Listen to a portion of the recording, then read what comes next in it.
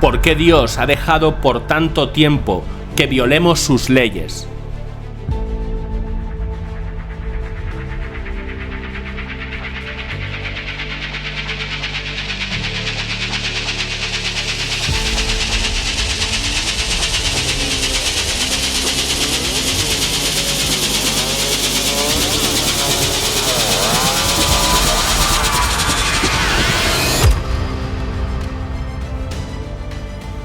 Dios nos creó, pero ha dejado que violemos sus leyes.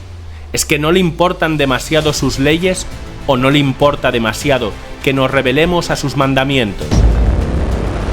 Ambas cosas le importan, y por eso, por la rebelión de los primeros humanos, hemos pasado de ser inmortales a ser mortales. No nos engañemos, la permisividad de Dios es solo aparente. Hemos pasado de vivir en el paraíso a vivir en la tierra, con su carga de dolor, fatiga y enfermedad, por revelarnos a la verdad. La historia de los seres humanos es la lucha contra la verdad y la tendencia a abrazar la mentira. La mentira es el contrario de la verdad y debe ser expuesta si queremos salvar nuestras almas. Hoy estamos rodeados de mentiras, pero no podemos decir que ha sido diferente en el resto de la historia. Podemos rastrear el inicio de la contaminación con las mentiras a través del que denominamos el padre de las mentiras.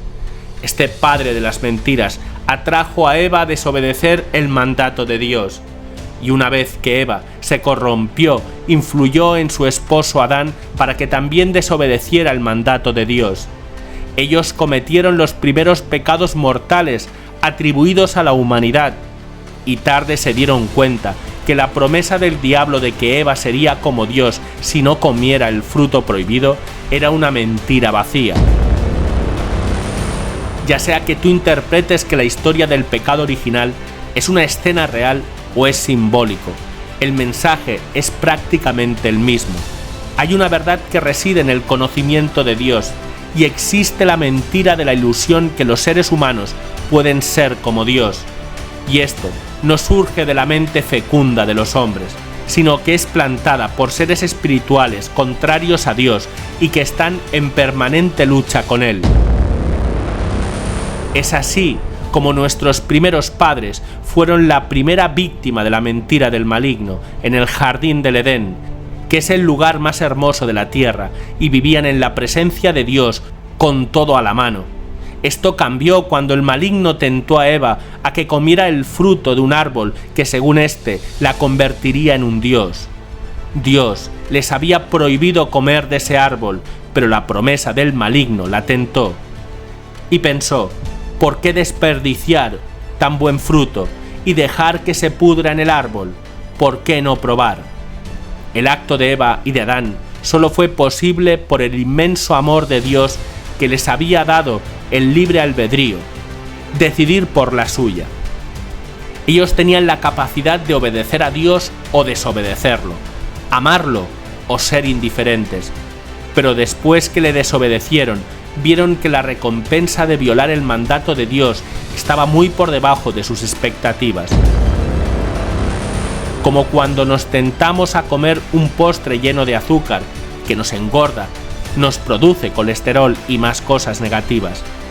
La historia que narra la Biblia está relacionada en gran parte con un árbol. En el paraíso o jardín del Edén había dos árboles, los que son el hilo conductor de la narración desde el Antiguo Testamento al Nuevo Testamento. Estaba el árbol de la vida, cuyo fin era mantener la vida, y estaba el árbol del conocimiento del bien y del mal, que fue una prueba puesta por Dios. Los primeros humanos, Adán y Eva, comieron del fruto del árbol del conocimiento a pesar de la prohibición del Creador. Y por ahí entró el mal y la muerte en la humanidad, porque Él les advirtió que morirían si comían de él.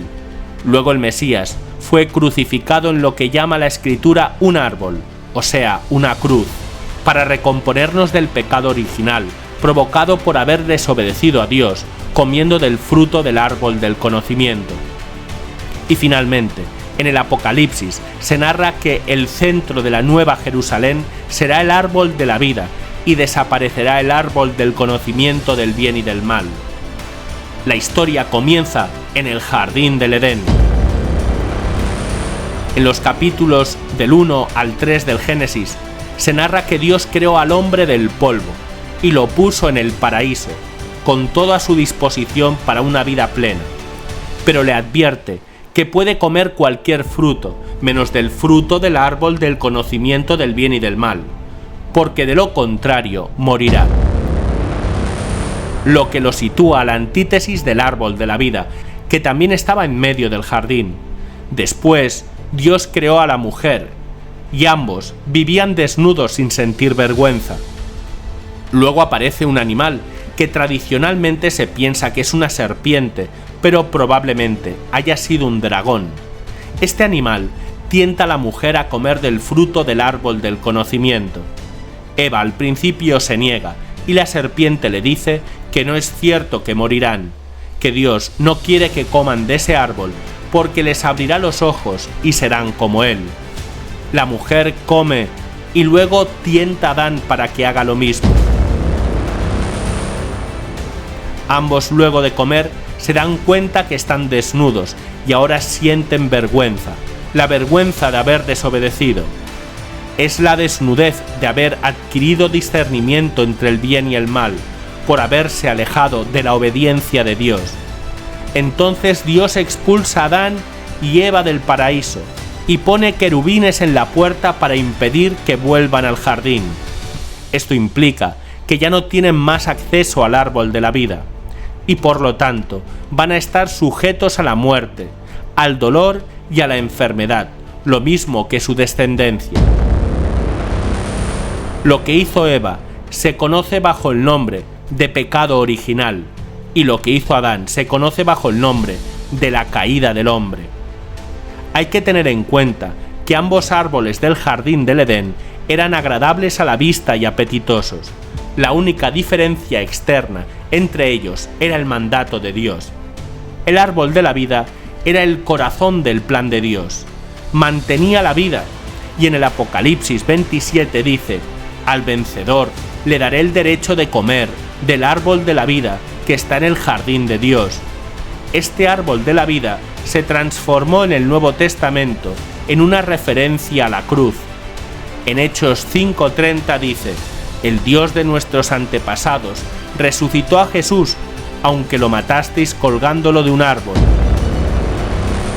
De modo que la madera de la cruz se convierte en el árbol de la vida por el sacrificio de Jesús, y la Eucaristía es el fruto del árbol de la cruz, porque en Mateo 26 dice que quien coma el cuerpo y la sangre de Cristo nunca morirá, lo cual significa que la humanidad fue salvada por el Hijo de Dios, por el fruto del árbol de la vida, al que ya no tenía más acceso la humanidad. Pero ¿de dónde viene todo esto de los árboles? Antes debemos decir que hay consenso en los expertos que el fruto que comió Eva no era una manzana, sino un higo, porque nunca se menciona un manzano en el Génesis, y sí se menciona que Adán y Eva se hicieron trajes con hojas de higuera. Los árboles en los judíos. Veamos la historia de Israel. Jacob tuvo 12 hijos de los que descendieron las 12 tribus de Israel. Cuando regresaron de Egipto del Éxodo, prosperaron en la tierra prometida de Canaán, pero luego del reinado de Salomón se dividieron en dos. Por un lado surgió el reino de Israel al norte, formado por 10 tribus, y en el sur el reino de Judá, formado por 2 tribus. Israel fue simbolizada por el olivo, según lo que dice Jeremías 11:16, hablando de un olivo verde, hermoso y de fruto excelente. Y la casa de Judá fue simbolizada por la higuera.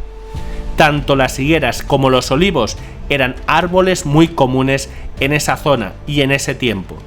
Los dos reinos pecaron repetidamente contra las leyes que Dios les habían entregado. Y no se reformaron, a pesar de que Dios les mandó muchos profetas. Esto se puede ver claro en Jeremías 24, donde vio 2 canastas, una con higos muy buenos y maduros y otra con higos malos, que no se podían comer. Aquí ya vemos la vinculación entre esta visión y el árbol del conocimiento en el jardín del Edén, y también se puede ver en la sanación de Ezequías, rey de Judá, que fue un hombre obediente de Dios. En 2 de Reyes 27 e Isaías 3:21 se dice que Ezequías cayó enfermo de muerte, y el profeta Isaías ordenó que se pusiera una cataplasma de higos para sanarse, lo cual sucedió, de tal modo que muestra el poder sanador de los higos buenos.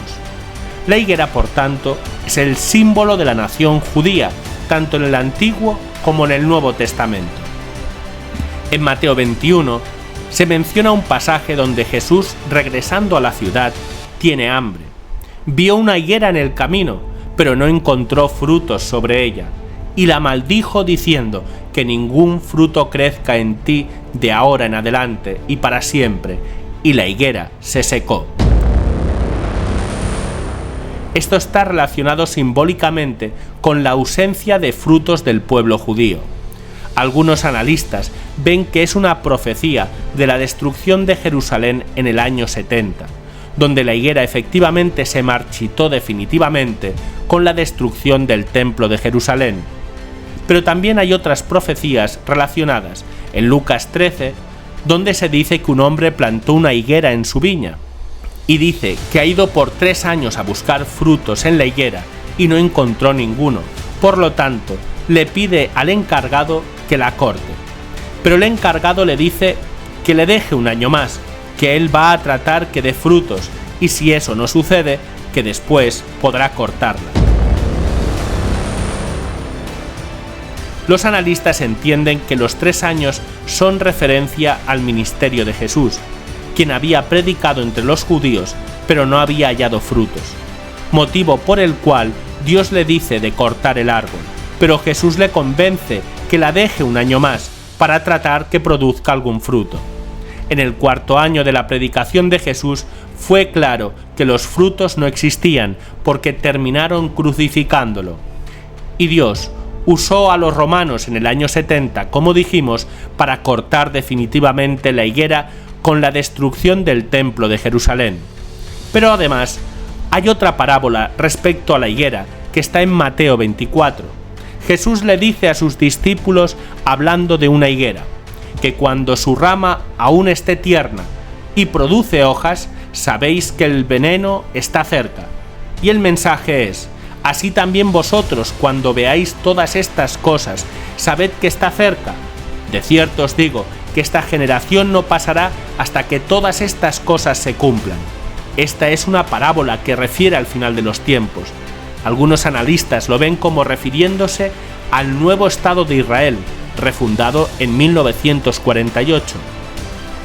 Y otros lo relacionan a que las cosas estarán cerca, cuando se conviertan los judíos y acepten la predicación de Jesús. Pero lo cierto es que en el Apocalipsis no se menciona más el árbol del conocimiento, sino solo el árbol de la vida, porque quienes llegaron a la Nueva Jerusalén ya no tendrán la tentación de comer el fruto del árbol del conocimiento y serán saciados permanentemente con el árbol de la vida, que les dará la vida eterna.